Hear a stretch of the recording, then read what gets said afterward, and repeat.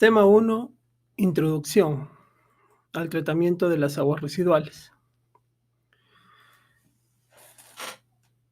¿Por qué vamos a estudiar a las aguas residuales? ¿Cuál es la importancia que tienen estas aguas dentro de nuestro sistema, dentro del ecosistema, dentro de nuestras vidas? ¿Cuál es la importancia socioeconómica que puede tener tanto las aguas residuales como los recursos hídricos en este caso? Como sabemos, los recursos hídricos son muy importantes, puesto que estos nos van a permitir el desarrollo de la sociedad en sí, ¿no? Eso lo sabemos todos. Entonces, podemos decir que desde el momento en que aparecieron las primeras poblaciones estables, la eliminación de los residuos ha constituido un problema primordial para las sociedades humanas, ya que por medio de esto surgió la necesidad de deshacerse tanto de las excretas como de los restos de los alimentos. Esto es parte de lo que era la cultura antigua, ¿no? Que como todos sabemos, antes no tenían una muy buena cultura de eliminación o segregación de los residuos, tanto residuos sólidos o residuos orgánicos, entre otros. Como en algunos ámbitos sí las tenían, ¿no? Porque, como sabemos, el arte del compostaje es un arte muy antiguo, que lo utilizaban los antiguos que habitaban el planeta, utilizaban también estos recursos o estas materias orgánicas para poder producir sus compuestos orgánicos o sus, ¿cómo podríamos decirlo? Sus fertilizantes orgánicos para que se puedan producir estos productos agrícolas, ¿no? Pero también por consiguiente ellos sabían que tenían que ubicarse en zonas donde haya una corriente de agua. Es por eso que la mayoría de sociedades se ubican en zonas muy cercanas o aledañas a ríos, lagos, océanos, entre otros. Es evidente que la polución está disminuyendo la calidad del agua en muchas partes del mundo. Con este progreso deterioro, el uso de técnicas y modelos para predecir la conducta de los organismos indicadores de la calidad del agua ha llegado a ser cada vez más importantes. Como nosotros sabemos, la cultura actual está contaminando bastante el medio ambiente, tanto como sus componentes, como ese componente aire, componente suelo, componente agua, ¿no? Entre otros. Entonces, en este caso nosotros estábamos hablando y explicando sobre lo que es el componente agua. Entonces, al haber, pónganse un ejemplo, digamos, en esta época de verano, ustedes que han ido a pasar Año Nuevo en las playas, algunos habrán ido. Entonces ahí han podido ver de que la cultura de la mayoría o gran parte de las personas es de dejar sus residuos orgánicos, plásticos, entre otras cosas, botadas o dispersadas en zonas, ¿no? En los ecosistemas en este caso. Entonces ustedes saben de que por ejemplo, una botella de plástico se demora más de 500 años en degradarse totalmente. Entonces, esto de por sí también ya va a producir una contaminación en lo que son las aguas marítimas, ¿no? Ahora, el otro problema también es de que estas botellas de plástico también pueden traer lo que llamamos nosotros algunos ciertos metales o sustancias pequeñas, ¿no? Metales pesados, sustancias pequeñas o polímeros que se van a transmitir dentro del agua de mar y esto va a ser un alimento para los peces. Para los peces al comer estos plásticos, estos polímeros, también al ser pescados van a ser pasados a nosotros, ¿no? Esos polímeros que también pueden ser o son dañinos para nosotros las personas. La eliminación de las aguas residuales no es el único problema a considerar, ya que al ser el agua un bien escaso, que cada día se necesita en mayores cantidades, es cada vez más impredecible la reutilización de los recursos hídricos disponibles para poder satisfacer las necesidades humanas. Es tal cual lo estábamos mencionando, ¿no? Sabemos que las aguas o el recurso hídrico es muy importante, pero al estar este recurso hídrico en contaminación, formándose las aguas negras o aguas residuales, esto también nos va a producir, o sea, va a ayudar a que escasee el recurso.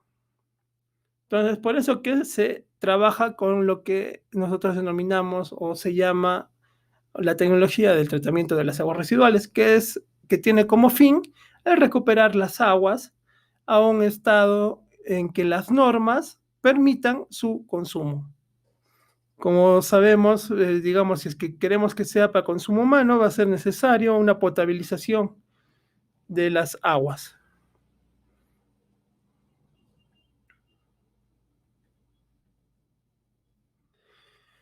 Los recursos hídricos son esenciales para la existencia de los seres vivos y para el bienestar del entorno ambiental, como hemos estado mencionando.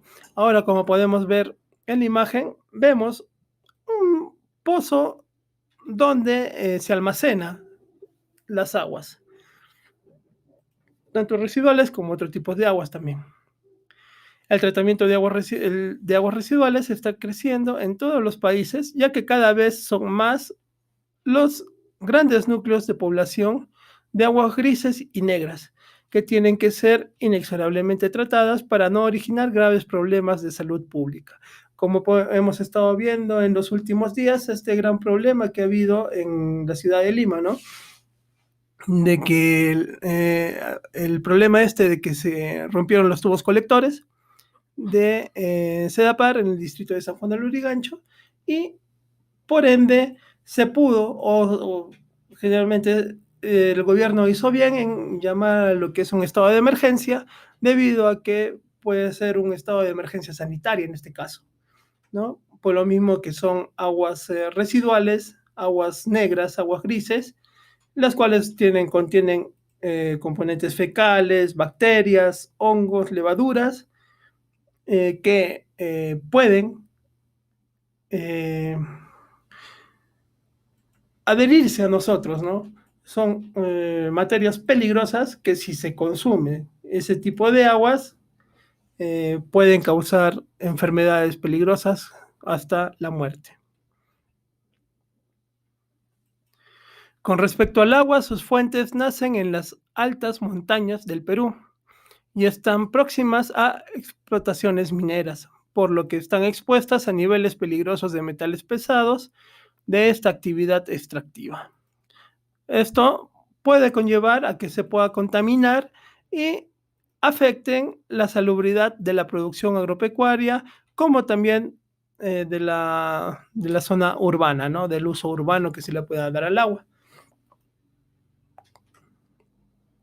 Como podemos ver también en la figura, se observan las 3 cuencas hidrográficas que posee nuestro país y las cantidades de agua en porcentaje, como también en líquido, más que todo en porcentaje, de cantidad de agua que posee cada una de estas zonas y cada una de estas cuencas hidrográficas. Como podemos ver, la cuenca hidrográfica que mayor masa poblacional tiene es la cuenca del Pacífico, pero también es la que menor cantidad de disposición de agua que tiene, ¿no?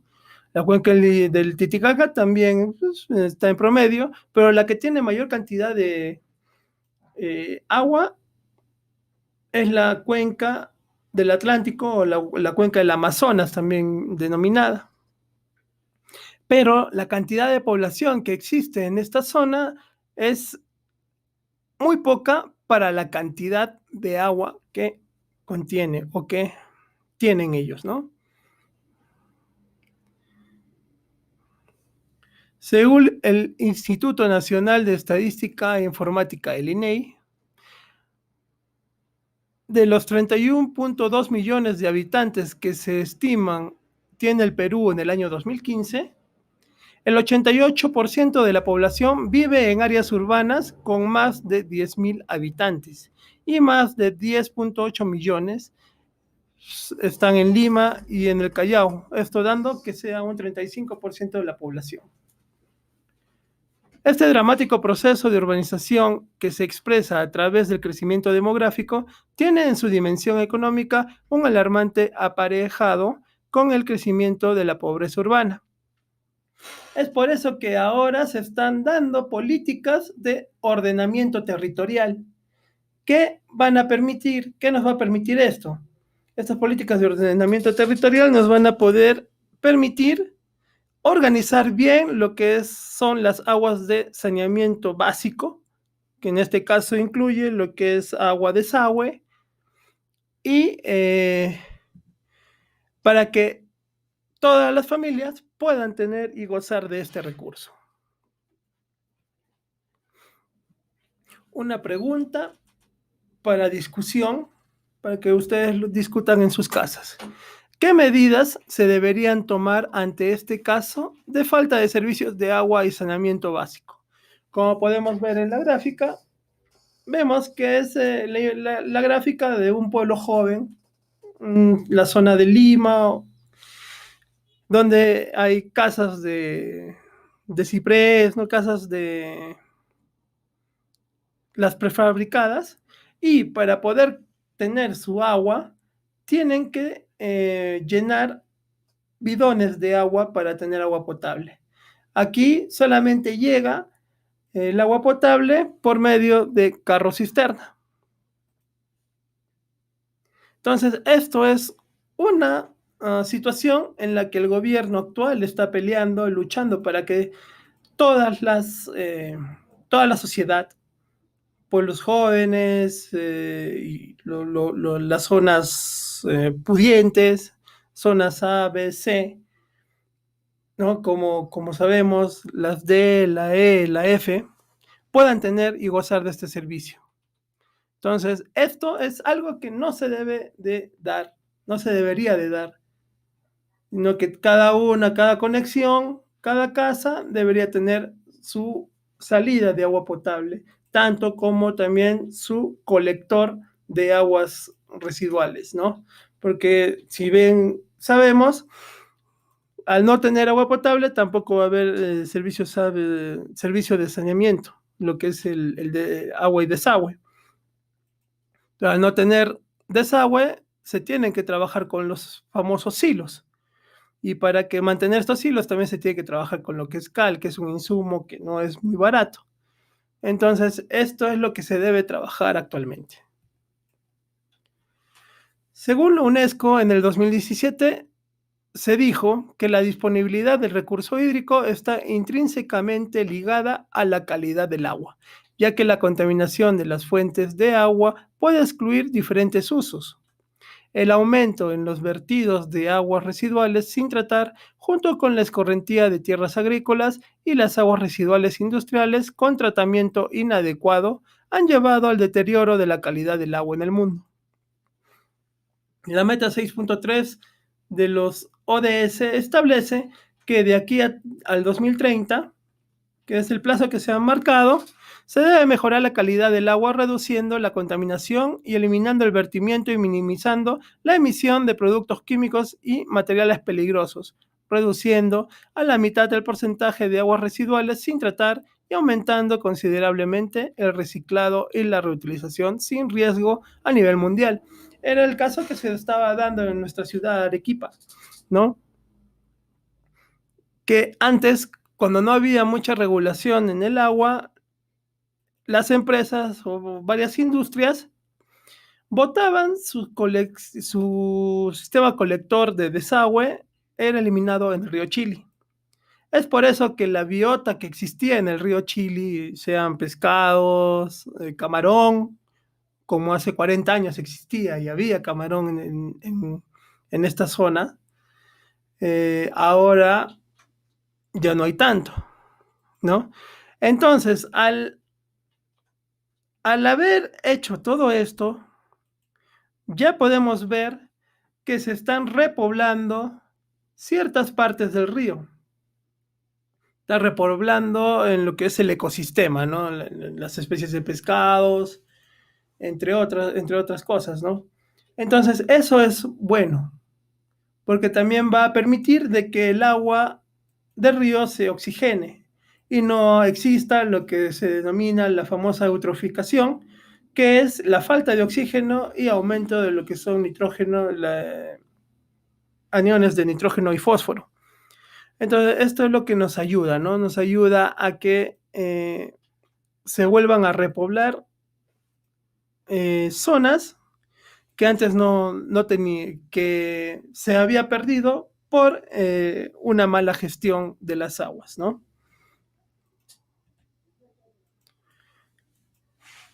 Para un correcto uso de los recursos hídricos, en el año de 2004, los ministerios de Agricultura, Energía y Minas, Producción, Defensa, Salud, Economía y Finanzas, Vivienda, consideraron importante la creación de la Estrategia Nacional para la Gestión de Recursos Hídricos. Y estas políticas tenían política social, política económica y una política ambiental. De acuerdo a esto, en el año 2009 también se dio el nacimiento de lo que es la ley que ahora nos rige en lo que es medio ambiente, la ley general del ambiente, ¿no? Tanto como también ahora la ley de los recursos hídricos y su reglamento. Entonces, esta Estrategia Nacional para la Gestión de Recursos Hídricos fue muy importante para el nacimiento de estas normas ambientales que son el pilar ambiental de nuestro país en la actualidad. Por ejemplo, ¿por qué decimos dentro de la gestión de los recursos hídricos que es social?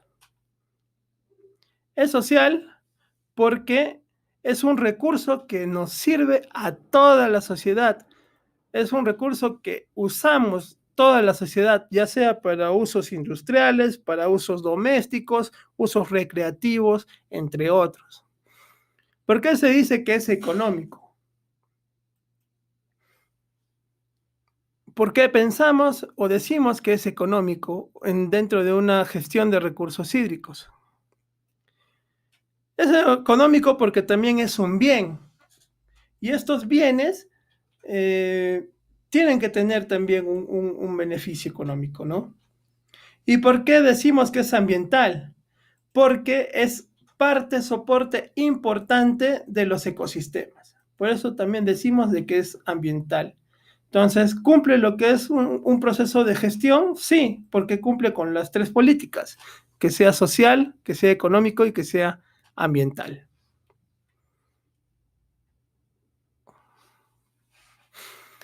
Un punto de importancia para saber que el agua es un recurso de valiosa importancia es la Declaración de Dublín en 1992. Esta declaración consta de 4 principios importantes, de los cuales muchas de las políticas de acción del agua, tanto como para su correcto uso como reuso, partieron de estos. Entonces podríamos decir que estos principios nos llevaron a tener y entender la importancia de este valioso recurso, importante para la sociedad, para las actividades socioeconómicas, como también para las actividades ambientales. ¿Cuáles son estos principios?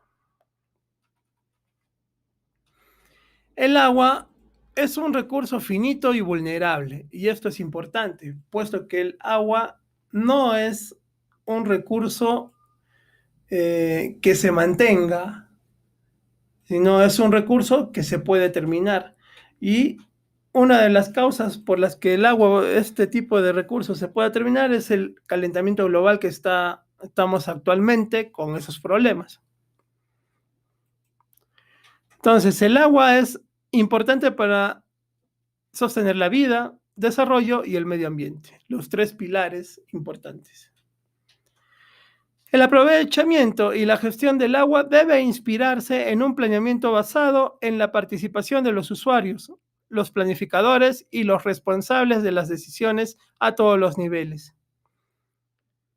Acá también menciona que la mujer desempeña un papel fundamental en el abastecimiento, la gestión y la protección del agua.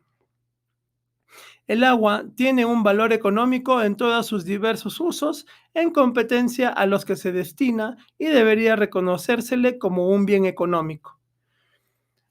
Mediante estos principios también se pudo dar el nacimiento de lo que ahora conocemos como nuestro ente rector para todo lo que es los recursos hídricos, la Autoridad Nacional del Agua, el ANA. El ANA también se basa de acuerdo a estos 4 principios, ¿no? Para gestionar, fiscalizar todos los recursos hídricos de nuestro país.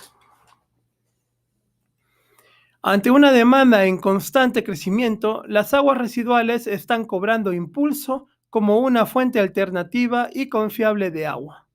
Se aprecia, por ejemplo, un cambio de paradigma en la gestión de aguas residuales, la cual pasa de un mero tratamiento y eliminación a contemplar la reutilización, el reciclado y recuperación de los recursos.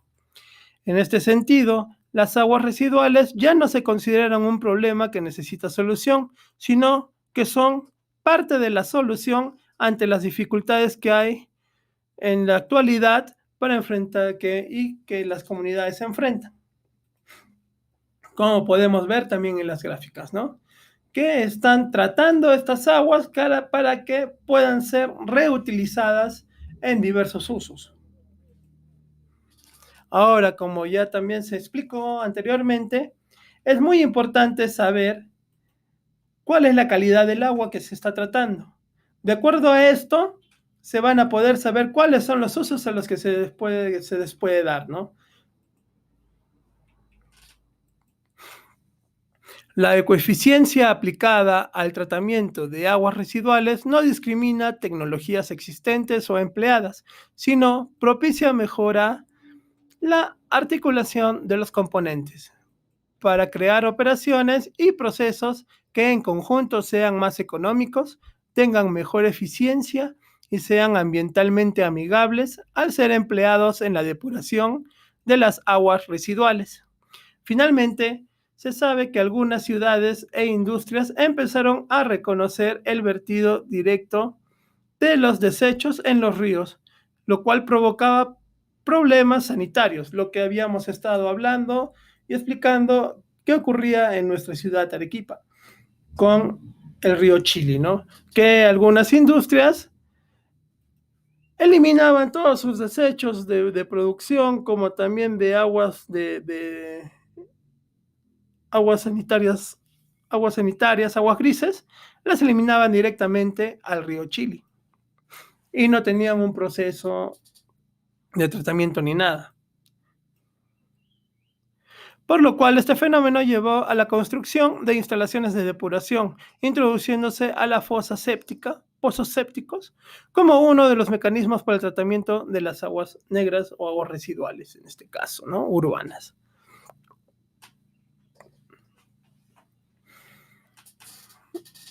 Por ejemplo, el manejo del recurso hídrico involucra una serie de procesos que deben buscar la solución de conflictos entre los múltiples usuarios que dependen de un recurso compartido.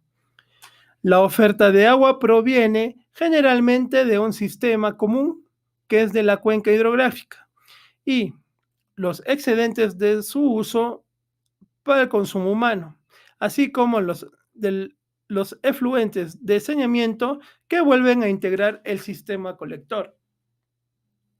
Una administración eficiente implica optimizar los procesos del uso del recurso hídrico mediante el uso racional y con una calidad aceptable, debiendo esta gestión maximizar con criterio de equidad los beneficios económicos, sociales y ambientales que pudieran haber. Entonces, es como ocurre en la gráfica, ¿no? Vemos que tenemos un sistema colector general de recursos hídricos y para dónde va a generar su ingreso. ¿Por qué puede haber conflicto entre la ciudad y el agro por el agua? Puesto que mayor importancia se le da al uso de una ciudad del agua que para lo que es el uso agrícola. Pero con las tecnologías actuales que se están utilizando en lo que es el sector agrícola, también la cantidad de agua que utilizan ya no es no es tan significativa, ¿no?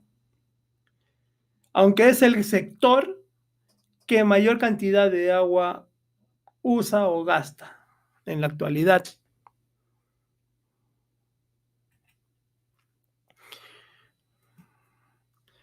Por ejemplo, como podemos ver en esta gráfica, como paso 1 nos menciona que tenemos una capacidad de captación de la cuenca. Entonces, si tenemos la cuenca, podemos captar agua de esta como tiene la ciudad de Arequipa, en represas, entre otras embalses, como podemos ver, ¿no? Después, luego de esta captación, se va a llevar a una adecuación al tipo de uso. Esto también va a ser o a determinarse de acuerdo al tipo y calidad de agua que se esté recolectando. También luego se va a realizar una recolección de las aguas residuales. Estas son aguas que ya han sido utilizadas. Entonces, para que sean tratadas estas aguas, se tiene que realizar una recolección de estas aguas residuales. A posterior se va a dar un tratamiento de estas aguas residuales, que como nosotros sabemos, muchas de las tecnologías que se utilizan actualmente en el Perú, la más conocida en estos puntos son los famosos lagunajes, ¿no? Los lagunajes, entre otros. Entonces, ya teniendo el tratamiento de estas aguas residuales, ya se puede usar o tener para un uso productivo, que en este caso puede ser un uso agrícola, ¿no? Pueden ser usos industriales también, todo dependiendo, como hemos estado diciendo, de la calidad que esté saliendo del agua tratada, ¿no? Y finalmente, una disposición final de las aguas residuales tratadas, y si es que se quiere hacer una potabilización, tiene que pasar a un proceso de potabilización, ¿no? Una planta potabilizadora.